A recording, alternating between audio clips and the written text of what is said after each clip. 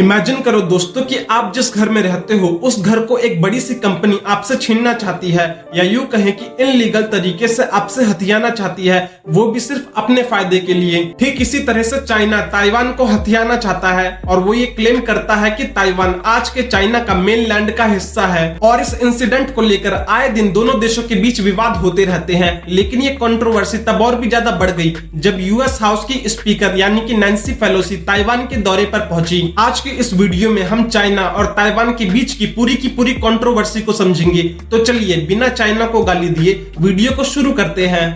I'm Daredevil.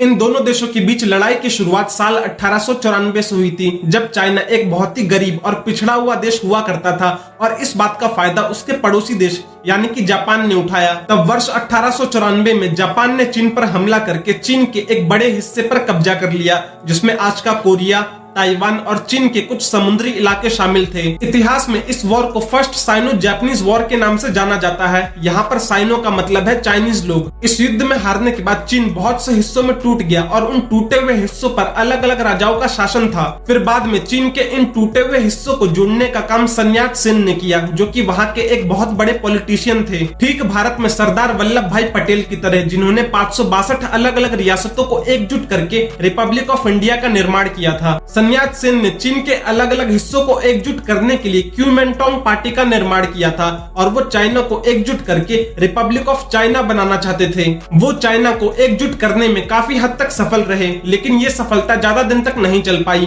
क्योंकि उनकी मृत्यु वर्ष 1925 में हो गई। उनकी मृत्यु के बाद उनकी पार्टी दो हिस्सों में टूट गई, जहां पर एक तरफ कम्युनिस्ट पार्टी का निर्माण हुआ और दूसरी तरफ नेशनलिस्ट पार्टी का। और इन्हीं पार्टियों की विचारधारा की वजह से इस पूरी की पूरी कंट्रोवर्सी का जन्म हुआ। नेशनलिस्ट पार्टी का मानना था कि जनता को कुछ अधिकार देने चाहिए और देश को संविधान से चलाना चाहिए ताकि एक सभ्य समाज का निर्माण हो सके। और दूसरी तरफ कम्युनिस्ट पार्टी का मानना था कि जनता को कोई भी अधिकार नहीं देने चाहिए और सारे के सारे अधिकार सरकार के पास होने चाहिए। और इस पार्टी की पूरी आइडियोलॉजी डिक्टेटरशिप पर आधारित थी। इन दोनों पार्टियों का जो मकसद था वो एक ही था, चाइना को एकजुट करके रिपब्लिक ऑफ चाइना का निर्माण करना। लेकिन इन दोनों पार्टियों की जो आइडियोलॉजी थी वो अलग अलग थी। आप लोग ऐसा भी कह सकते हो कि टारगेट एक ही था लेकिन रास्ते अलग अलग थे। जब इन दोनों पार्टियों की आइडियोलॉजी एक दूसरे से मैच नहीं हुई तब ये लोग आपस में ही लड़ने लगे, जिसके बाद वर्ष 1927 में चाइना में सिविल वॉर जैसे हालात बन गए। सिविल वॉर का मतलब होता है गृह युद्ध। जब दो पार्टियों के अंधभक्त समर्थक आपस में ही लड़ने लगे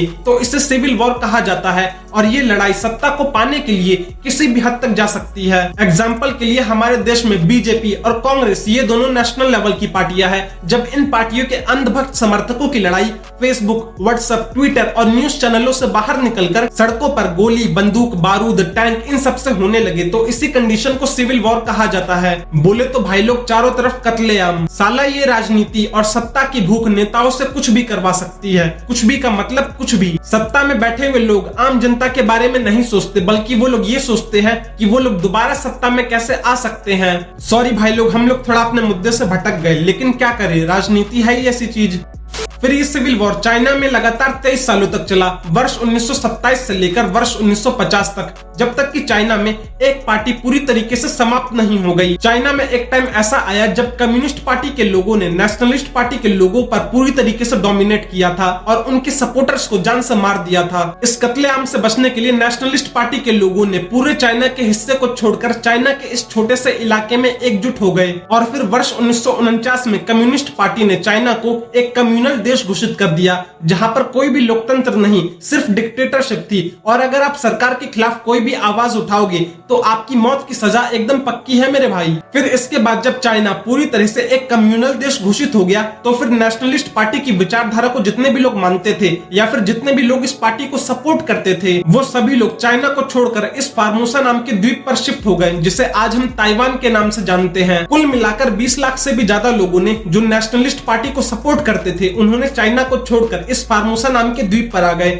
जिसे आज हम ताइवान के नाम से जानते हैं। यह विस्थापन यात्रा वर्ष 1949 में शुरू होकर 1950 में समाप्त हो गया, जिसके बाद चाइना में भी सिविल वॉर पूरी तरीके से समाप्त हो गया, जो कि लगातार 23 सालों तक चला था, क्योंकि दोनों ही पार्टियों के सपोर्टर्स को अपना अपना एक अलग देश जो मिल गया। लेकिन मजे की बात तो यह है कि यह लड़ाई यहीं पर समाप्त नहीं हुई, बल्कि इसकी शुरुआत यहीं से होती है, क्योंकि ये दोनों ही देश अपने आप को असली रिपब्लिक ऑफ चाइना बताते हैं और दोनों ही देश एक दूसरे के ऊपर क्लेम करते हैं कि तुमने मेरी जमीन को हथिया लिया है। चाइना ताइवान के ऊपर क्लेम करता है और ताइवान चाइना के ऊपर। और इन दोनों देशों का सपना है, या यूं कहे कि इन दोनों पार्टियों का सपना है कि चाइना के सभी भूखंडों को एकजुट करके सन्यात सेन के रिपब्लिक ऑफ चाइना का निर्माण किया जाए, और यही इस लड़ाई की असली वजह है। फिर बाद में वर्ष 1971 में यूएनओ ने यानी कि यूनाइटेड नेशन ने ये एक्सेप्ट किया कि ये जो छोटे वाला द्वीप यानी कि जो ये ताइवान है, ये चाइना के मेन लैंड का हिस्सा है। और उसी टाइम पर यानी कि वर्ष 1971 में ही अमेरिका ने ये एक्सेप्ट कर लिया था कि ये जो ताइवान है ये चाइना का हिस्सा है। लेकिन हाल के कुछ वर्षों में जैसे जैसे इन दोनों देशों के बीच कंट्रोवर्सी बढ़ती जा रही है, वैसे वैसे अमेरिका ताइवान को खुलकर सपोर्ट करता जा रहा है। और अमेरिका के ऐसा करने के पीछे एक रीजन नहीं बल्कि बहुत सारे रीजन हैं,